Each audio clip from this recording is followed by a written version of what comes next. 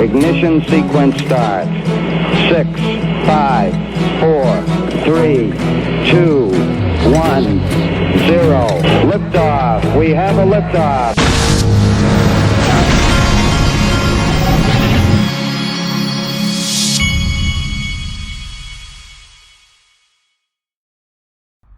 Hey everybody, this is the Digital Asset Investor, and I decided I'm going to try doing things in reverse. First, I'm going to show the members only private group that I've got, the things that I can't show or shouldn't show on YouTube or other places. So the things we're going to cover today in the group's going to be the real Dr. Evil, which we like to talk about. And then that island guy whose name we can name in there, but not on YouTube. We're going to talk about him and Bitcoin and the Bitcoin rabbit hole and CBDCs. So I'm going to do that, and then we're going to roll right in. If you're on YouTube, all you'll see is you'll hear me say, okay, now YouTube. But go to DAI XRP if you want to get in the member group. I intentionally made it where it doesn't cost hardly anything. So go check that out. Now, for you members, here we go. We're coming back to the YouTube crowd now. YouTube crowd, if you're listening, I just talked for 10 plus minutes to the group. You can go to daixrp.com if you want to join up.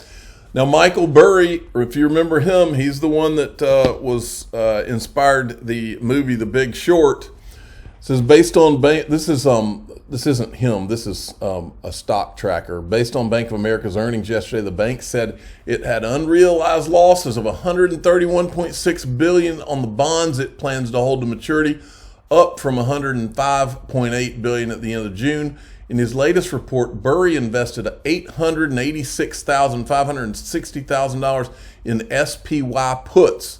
That's the SPDR ETF that tracks. Is it the S&P 500, I believe? And the $738,840 in QQQ puts. So getting ready, that's the NASDAQ puts.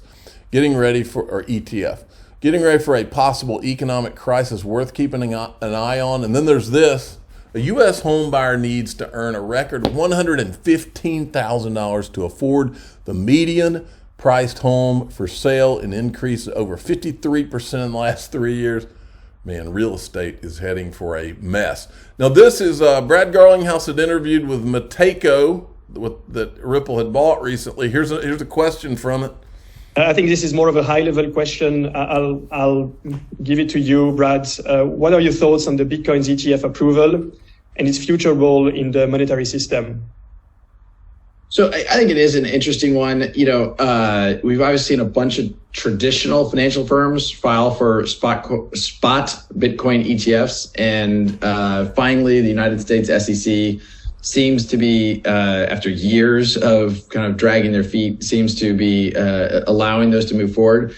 I'm not sure, part of the question here is this idea that are they part of the future monetary system?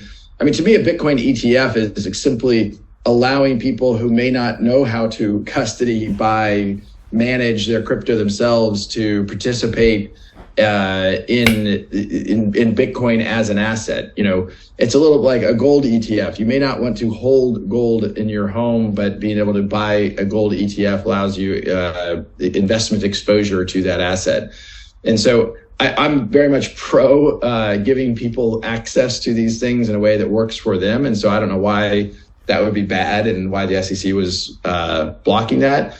Whether or not, that has a role in the future monetary system, as much as I'm bullish about Bitcoin and I own Bitcoin, Bitcoin has some significant limitations as it relates to a payments mechanism in terms of fees and speed. And so I'm not sure I see that as a transforming the monetary system. All right. But I know what will. Christine Lagarde knows we need to prepare our currency for the future. While we haven't yet decided whether to issue a digital euro, we're getting ready. We envisage a digital euro is a digital form of cash that can be used for all digital payments, coexisting with physical cash. leaving no one behind. Now, let me make a prediction. I think originally they'll say that it's going to coexist with cash, and then they'll get rid of cash once they have everybody in the system. I want you to take note of the euro logo, the digital euro logo, because we are now going to show you what she said. Listen to this today. The digital euro is on the move. Yesterday, the Governing Council of the ECB approved the opening of the preparation phase. It will be a journey, and we will walk the journey together with the legislator. All European institutions will be involved to make sure that Europe is equipped with the currency of the future. Cash is here to stay. You will have all options, cash and digital cash. So what does it mean for you? For consumers, it would be free and easy to use everywhere in the euro area. All of that, of course, is subject to the legislative process. Cash or digital, the choice will be yours. Yeah, in the beginning it will be. And then we'll make it where using cash is such a pain in the butt, or we'll just make it illegal. Your euro, your choice. So look at this logo. So compared to that logo, same thing. Now this is the Digital Euro Association. Look at this logo right here. It's pretty much the same color scheme and everything. And this is what I showed you the other day. Our member Ripple has clinched 2 prestigious awards. Anyway, here's the bottom line. CBDCs are happening whether you like it or not. I think there will be a constant fight over liberties that can be infringed on over CBDCs, but we're going digital, folks. So what I'm going to be doing myself is I think there's a ton, I wouldn't be here. I think there's going to be a massive amount of money made in this. Trillions of dollars are going to pour into this as everybody has heard it in. And I think there's going to be a moment coming, probably sooner rather than later, when everybody is like, wait a minute. Oh, that's going to be built on XRP. What? What? And when that moment happens, it's game over. That's what I've been saying for 5 years. I've been thinking it for longer than that. Now, listen to this. Here's the push for the digital euro. An open horizon for quite some time. I understand that there are lots of technical difficulties and also legal, to some extent, administrative difficulties that needs to be addressed in order to roll out the CBDC. And so time is absolutely understood, but the push for going faster I think still needs to be made. The European Central Bank is finishing now its investigation phase and is about to begin an implementation phase of about 3 years. The Bank of England might not be much faster than that. That means that they're talking about the second half of this decade. That means that, again, for several years, the Chinese CBDC will be the only one among the major jurisdictions out there. What's the risk? Clearly, China is able to make comprehensive offers along the countries of the BRI, the Belt and Road Initiative, in which they offer to build infrastructure of all sorts, road, bridges, ports, and whatever not, but also payment system infrastructure.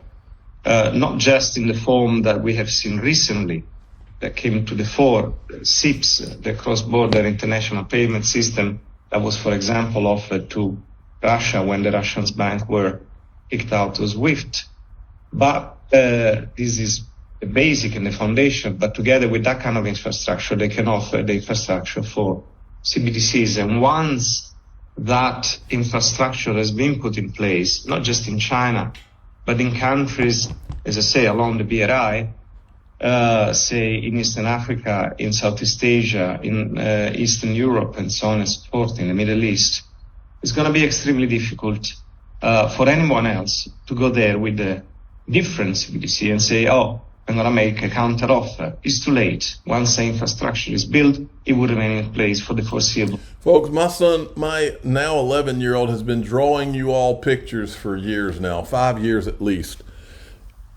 we can only draw so many pictures. The writing's on the wall. I truly believe that this thing is about to happen here in the next, this switch. I don't know if it's going to be a switch flip or it's going to be just a fast gradual, and then all of a sudden everybody realizes what's going on. That's what I believe. I believe everybody, it's going, and David Schwartz said this in Singapore when we were there. It might be a slow rise at first, but when all the people finally realize, wait a minute, this thing's starting to be used and it's slowly rising, they're going to jump in, and then it's going to go nuts, and then we're going to have then it's going to be too late. I want to remind everybody what the DTCC is, an American post-trade financial services company providing clearing and settlement services to the financial markets. It performs the exchange of securities on behalf of buyers and sellers and functions as central securities depository for providing central custody of securities. In 2011, DTCC settled the vast majority of securities transactions in the U.S. and close to 1.7 quadrillion in value worldwide. Today, this came out. Check this out. DTCC today announced that we have signed a definitive agreement to acquire Securency, a leading developer of institutional-grade digital asset infrastructure. So there's that. This is Securency right here. Securency's protocol can be utilized on the Ethereum, Stellar, Ripple, EOS, and other distributed ledgers, as well as on legacy systems, allowing for seamless on-chain and off-chain movement of tokens, folks. The writing is on the wall, and now DTCC is doing more like 2.3 quadrillion. That's quadrillion dollarinis. And then Linda Jones had a really bullish tweet on the Perpetual futures contract for XRP. Coinbase approving Perpetual futures contracts for trading XRP means XRP is very bullish. If XRP's price was not going to fluctuate or change a lot, no one would be interested in trading it. Futures contracts allow for maximum leverage and can lead to outsized profits or losses. Wall Street firms, mostly hedge funds, are the firms who trade futures contracts. This is about institutional money coming into the trade.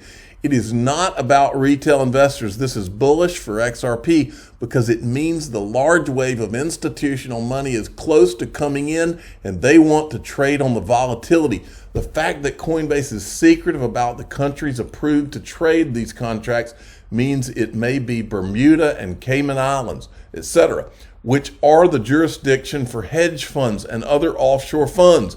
Why the secret? Because the truth is too telling. Love it. Great job, Linda Jones. I'm the digital asset investor. I'm not an investment advisor. This is for entertainment purposes only. Please subscribe, hit the like button, and tell your friends and family. I'm not going to do, well, I might do the I told you so when this is all over, but you can feel it. I can feel that it is almost on like Donkey Kong. And when that day comes, it may be digital asset investor poof, and then I'll show up in Jackson Hole or somewhere broadcasting, not live, but pre-recorded. Thank you for listening.